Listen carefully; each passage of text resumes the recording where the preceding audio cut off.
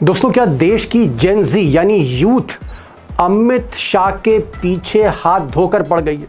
और क्या यह मसला अब अमित शाह के इस्तीफे पर ही खत्म होगा?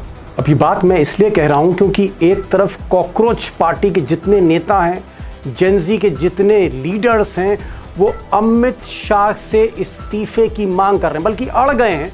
और कॉकरोच पार्टी ने तो पोस्टर जारी किया है जिसमें कहा गया है अमित शाह शुड रिजाइन, अमित शाह को इस्तीफा देना चाहिए। और दूसरी तरफ विपक्ष पूरी तरह से लामबंद है, अमित शाह की घेराबंदी कर रहा है। जहां जहां अमित शाह जा रहे हैं, पीछे पीछे विपक्ष उनकी घेराबंदी कर रहा है, उनका विरोध कर रहा है। अब आज ही का मामला देखिए, आज अमित शाह पुणे में थे, महाराष्ट्र के पुणे में थे। अब अमित शाह ने सोचा नहीं होगा कि भाई दिल्ली से इतनी दूर पुणे में भी उनका घेराव हो जाएगा।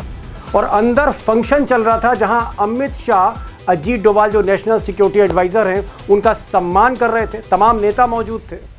और बाहर विपक्ष विरोध कर रहा था, घेराबंदी कर रहा था, अमित शाह के खिलाफ नारे लग रहे थे, उनसे इस्तीफा मांगा जा रहा था। और इसमें कांग्रेस भी शामिल थी, रीजनल पार्टी भी शामिल थी और जेन ज़ी भी कूद गया था। यानी अमित शाह जहां जहां जा रहे हैं, पीछे पीछे उनको चेस कर रही है विपक्ष और जेन ज़ी। ये नौबत है, इस वक्त ये नौबत है। उधर दिल्ली में अमित शाह का जो घर है कृष्णन मेनन मार्ग में, जहां पहले अटल बिहारी वाजपेयी रहते थे, इस घर को किला बना दिया। पुलिस ने, पैरामिलिट्री ने इस घर को, अमित शाह के घर को किला बना दिया है। और बाहर एक ऐसा मंजर है, ऐसी पुलिस है, पैरामिलिट्री, ऐसा लग रहा है जैसे ये कोई अमित शाह का घर नहीं, किसी मंत्री का घर नहीं, सेना का मुख्यालय हो। अमित शाह जी के आवास के बाहर ये देखिए, यहाँ पर बड़े तमाम अधिकारी मौके पर मौजूद है और ये सीआरपीएफ का और बड़ा यहाँ पर जाब्ता मौजूद है। राहुल गांधी यहाँ पर अमित शाह के आवास को घेराव करने के लिए आगे की ओर बढ़ रहे हैं यहाँ पर। अब दोस्तों, सवाल ये है कि अमित शाह की सिक्योरिटी इतनी क्यों बढ़ाई जा रही है?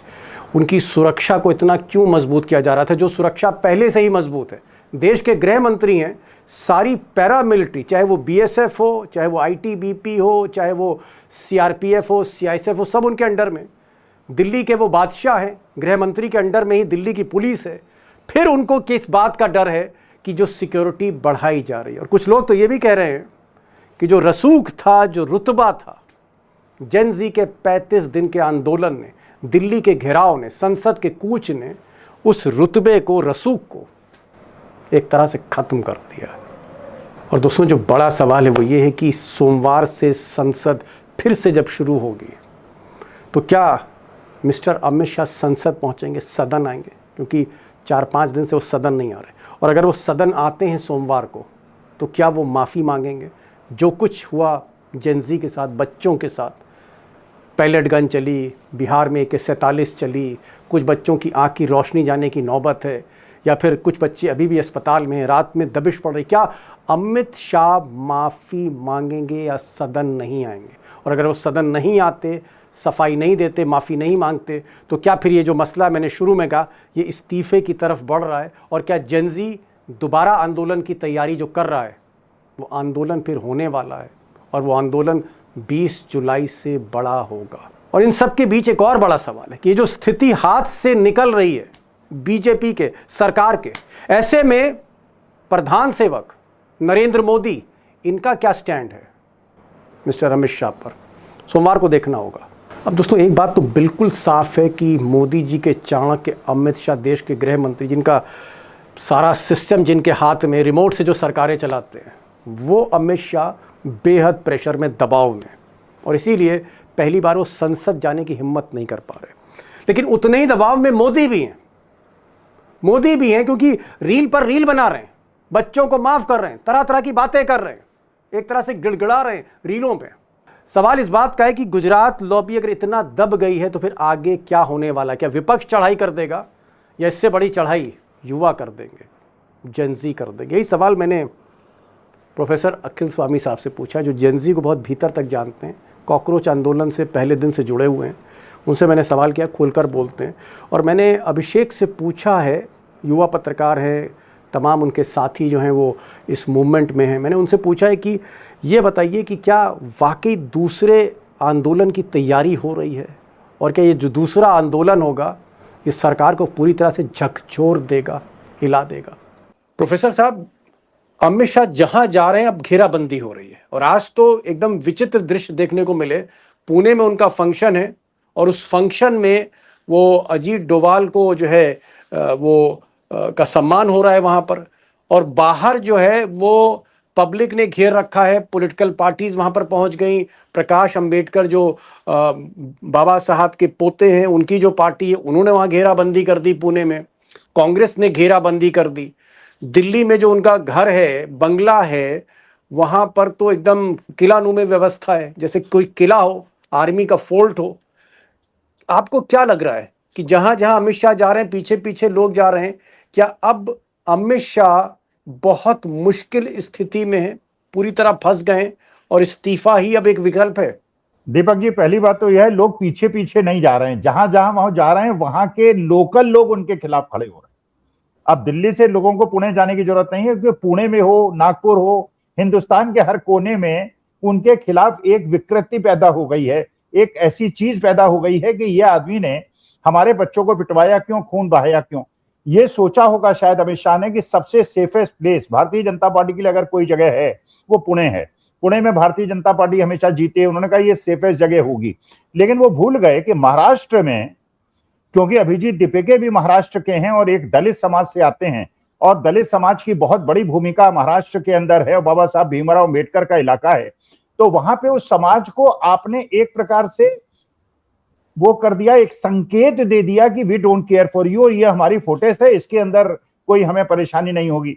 देखिए, जो सबसे बड़ी मुश्किल मेरे ख्याल से आज भारतीय जनता पार्टी के साथ दीपक जी हो गई है, हमारे मैनेजमेंट के अंदर एक फ्रेज होता है, over branding thrills but kills. जैसे आप सुनते हैं ना, जब आप गाड़ी चलाते हैं तो देखते हैं कि speed thrills but kills, over branding thrills but kills. अगर आपका, मान लीजिए आपका जो अस्तित्व है वो 20 नंबर लायक है, 25 तक ब्रांडिंग कर दें, समझ में आता है, क्योंकि लोग उसका दंड आपको नहीं देते। लेकिन आपका जो स्टेटस है वो तो जीरो वाला है, और आपने कर दिया कि मैं विश्व गुरु हूं, 56 इंच का सीना है और एक अकेला सब पर भारी, तो जो बहुत ज्यादा आपने ब्रांडिंग कर दी। आपको याद होगा 2004 में अटल जी हारे थे, उसका कारण क्या था? ये इंडिया शाइन्स। लोगों ने कहा यार ये इंडिया शाइन्स, ये इंडिया शाइन हो रहा है, हमारे घर में चूल्हा नहीं चल रहा, तुम कह रहे हो इंडिया शाइनिंग। आज उसकी पराकाष्ठा हो गई है, क्योंकि युवा, जेनजी हो, जेन अल्फा हो, बुजुर्ग लोग हो, श्रमिक हो, किसान हो, सब ये सोच रहे हैं कि आप तो इधर उधर घूम घूम के विश्व में अपने को विश्व गुरु बताते हैं और हमारे घर में चूल्हा जलना मुश्किल हो रहा है। तो ये मेरे ख्याल से अब दिल्ली से जाने की लोगों को जरूरत नहीं है, जहां भी ये जाएंगे वहां के लोकल लोग इनके खिलाफ खड़े हो जाएंगे। अब ये इजराइल जाके या अफगानिस्तान जाके कोई मीटिंग कर लें वो बात अलग है, हिंदुस्तान के अंदर अब जहां भी जाएंगे लोग इनके खिलाफ खड़े होंगे। अभिषेक, आपको क्या लगता है कि जेनजी के नेताओं से आपकी जो बातचीत हो रही है, क्या जिस तरह से एक डेडलॉक फंस गया है, पहले ऐसा लग रहा था कि धर्मेंद्र प्रधान का इस्तीफा हो गया है, 3-4 शर्तें रखी थी, वो शर्तें मोदी सरकार की तरफ से वो मान ली गई थी, जेपी नड्डा ने मान ली थी, एग्रीमेंट हो गया था, धरना खत्म हो गया था। लेकिन अब लग रहा है कि जैसे टकराव फिर हो रहा है। क्या आपको लगता है कि ये टकराव अभी और बढ़ेगा, और जैसे जैसे टकराव बढ़ेगा अमित शाह की मुसीबतें भी बढ़ेंगी? दीपक जी, धर्मेंद्र प्रधान का इस्तीफा तो एक गहरे दबाव में जरूर हो गया, लेकिन सरकार के रवैये को देख के लगता नहीं है कि वो टकराव टालने या छात्रों के साथ सामंजस्य की प्रक्रिया में आगे बढ़ने की कोई कोशिश कर रहे हैं, क्योंकि ऐसी कोशिशों का नतीजा, कोशिशें की जाती तो नतीजा आता। अब कल रात ही देखिए प्रधानमंत्री इंस्टाग्राम पर आकर क्या कह रहे हैं, मैंने माफ कर दिया इन लोगों को। भाई आप कौन होते हैं माफ करने वाले? उल्टा तो आपको पैलेट गन चलवाने के लिए माफी मांगनी चाहिए, आपकी सरकार ने चलवाया। आपको महिलाओं के साथ, बच्चियों के साथ, लड़कियों के साथ जो अभद्रता हुई उसके लिए माफी मांगनी चाहिए, लेकिन उल्टा आप कह रहे हैं। बताइए इस देश का मिजाज कैसे इसे बर्दाश्त करेगा कि आप उल्टा कह रहे हैं कि हम माफ कर रहे हैं। अच्छा, दूसरी चीज दीपक जी, मैं आप ही से जानना चाहता हूं, हम लोगों ने बतौर छात्र वो दौर देखा है, और वो बंगला के स्मेरन मार्ग का इस देश के किसी भी नागरिक के लिए कोई सिक्योरिटी वाला चेक नहीं करता था। उसी कृष्णमेनन मार्ग में जहां अमित शाह रह रहे हैं, जहां किले नुमा बना दिया गया है उस पूरे रोड को, एक तरफ से दूसरे रोड की तरफ रोड सील कर दी गई है। उसके सामने आप तो कई बार गए होंगे, जॉर्ज फर्नांडिस का बंगला। आप सोचिए कोई रोकने वाला था कृष्णमेनन मार्ग में किसी को बंगले के अंदर जाने से? आम नागरिक हो, पत्रकार हो, कोई भी हो, किसी की हिम्मत नहीं थी कि रोक दे। आज ये नौबत आ गई कि उसी कृष्णमेनन मार्ग में अमित शाह के लिए पूरी ऐसी किलेबंदी कर दी गई है कि परिंदा भी पर नहीं मार सकता। ये डर है दीपक जी, डर है। और ये डर इस देश के नौजवानों की हौसला अफजाई भी कर रहा है। जी प्रोफेसर साहब, ये जो आप वीडियो देख रहे हैं और स्क्रीन पर इस वक्त अमित शाह के बाहर जो सिक्योरिटी है, यहाँ पर आर्म्ड पुलिस है, पैरामिलिट्री फोर्सेस हैं, चारों तरफ से बैरिकेडिंग है, सड़क पूरी एक रोक दी गई है। तो अमित शाह आखिर ऐसा क्या है कि क्या उनको इतना डर लगने लगा, या पुलिस की एजेंसियों को, इंटेलिजेंस की एजेंसियों को इतना डर लगने लगा कि यहाँ कभी भी जेंजी घेर लेंगे? क्या आपको लगता है कि ना सिर्फ अमित शाह दबाव में हैं, डरे भी हुए हैं, और ये डर का नतीजा है कि इतनी पुलिस फौज खड़ी कर दी घर के बाहर? देखिए दीपक जी, असली मुद्दा यह है कि डर क्यों लग रहा है। अगर आपने सिक्योरिटी को बढ़ा दिया है, डर क्यों लग रहा है? क्यों लग रहा है भाई? हम लोग मूव करते हैं, कोई बाउंसर लेके तो चलते नहीं, क्योंकि हम जानते हैं कि हम पे, भाई मानी बात है कि आत्मबल हमारे अंदर है, परमेश्वर की अपने हमारी कृपा है, हम ये मानते हैं कि हम कोई गलत काम नहीं कर रहे, इसलिए हम डरते नहीं है। लेकिन अगर आपको अंदर अंदर ये लगे कि आपने ऐसी गलती की हुई है, ऐसे कर्म किए हुए हैं कि किसी भी समय कोई आके आपका नुकसान कर सकता है, तो आप डरेंगे, इसलिए आप ये कर रहे हैं। दूसरी बात यह है कि आप इसके बावजूद बच्चों को उत्तेजित कर रहे हैं। अब 14 साल की बच्ची का आपने वीडियो देखा होगा, उस बच्ची से जबरन उससे माफी मंगवाई जा रही है, 14 साल की बच्ची से। आप देख रहे हैं कि वो साउथ की एक लड़की है, वो बेचारी जो टॉपर है, 93% उसके हाई स्कूल में आए हैं, 93% उसके इंटरमीडिएट में आए हैं, उसके कमरे में पूरे मेडल्स के मेडल्स लगे हुए हैं, और बीजेपी आईटी सेल वाले उसको कह रहे हैं कि तुम बाबर के ये जनरेशन औलाद है। फिर आपने एक मेंबर पार्लियामेंट को छोड़ दिया है, उसे अब दंडित नहीं कर रहे, उसका जबान नहीं बंद कर रहे, जो कि हमारी जनरेशन के खिलाफ ऐसी बात कर रही है जिसपे उसके खिलाफ एफआईआर होनी चाहिए। तो असल में आप एक तरफ तो डर रहे हैं, और दूसरी तरफ से डरे हुए आदमी की तरह बच्चों को डराने का प्रयास कर रहे हैं। अगर मोदी जी ने एक लाइन उसमें ऐड कर दी होती, आपने मुझे गाली दी, मैंने आपको माफ किया, और आपको जो खून बहा, आपको जो चोट लगी, उसके लिए हाथ जोड़ के आपसे माफी मांगता हूं, मेरे बच्चों, मेरी जनरेशन, मेरे आगे के लोग, मुझे माफ कर दो, तो शायद बच्चों का गुस्सा शांत हो जाता। लेकिन एक तरफ आप डरे हुए हैं और दूसरी तरफ बच्चों पे आप आक्रमण कर रहे हैं, और फिर कह रहे हैं मैंने तुम्हें माफ कर दिया। इन बच्चों के जख्मों पे आप एक प्रकार से मिर्च छिड़क रहे हैं। अभिषेक, क्या आपको भी लगता है कि मोदी जी को माफी देने की जगह माफी मांगनी चाहिए थी? क्योंकि जिस तरह से बच्चों पे पैलेट गन चली, बिहार में AK-47 चल गई, तमाम बच्चों की आंखों की रोशनी जो है उसको लेकर तमाम संदेह हैं, डॉक्टर परेशान हैं, और अभी भी बहुत से बच्चे हैं जो अस्पताल में हैं, दबिशें बच्चों के यहाँ दी जा रही हैं। क्या मोदी जी को माफी मांगनी चाहिए थी, या मोदी जी को माफ करना चाहिए था वो जो बच्चों ने जो अभद्रता और गालियां दी थी? दीपक जी, मैं बार बार कहता हूं कि मैं मोदी जी को, देश की जनता को ही मोदी जी को माफ कर देना चाहिए। मैं दो राजनेताओं के आईक्यू को एक लेवल का समझता हूं, क्योंकि दोनों अपने पूरे करियर में कभी कोई चुनाव नहीं लड़े, सीधे मुख्यमंत्री बन गए, राबड़ी देवी और नरेंद्र मोदी। तो ऐसे लोगों को माफ कर देना चाहिए। लेकिन ये बातें अब सर के ऊपर से जा रही है, क्योंकि अब वो मुख्यमंत्री नहीं है कि जनता उन्हें माफ कर दे, वो देश के प्रधानमंत्री है। और आप जनता को माफ करने की बात कर रहे हैं। आपने खुद को राजा बना लिया, आपने खुद को, जनता को आपने प्रजा समझ लिया, नागरिक समाज को आपने किसी राजा की रैयत समझ लिया कि उस रैयत में लोग बसे हुए हैं। ये मानसिकता। अरे साहब, राजा क्या वो प्रधान सेवक कहते हैं अपने को? आप बता रहे राजा बता रहे हैं। प्रधान सेवक खुद को कहते हैं, लेकिन उनके काम धंधे को तो देखिए।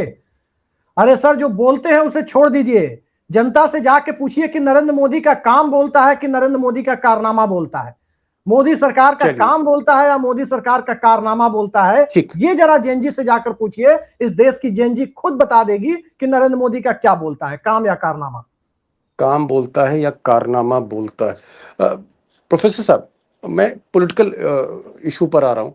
क्या आपको लगता है कि संसद, शनिवार है, रविवार है, संसद बंद है, मंडे को फिर संसद होगी, क्या आपको लगता है कि अल्टीमेटली अमित शाह सोमवार को आएंगे और हो सकता है अपोलोजाइज कर लें, या फिर आपको लगता है कि अमित शाह अभी भी अहंकार में, मोदी अभी भी अहंकार में, माफी नहीं होगी और संसद जिस तरह से ठप है ठप रहेगी?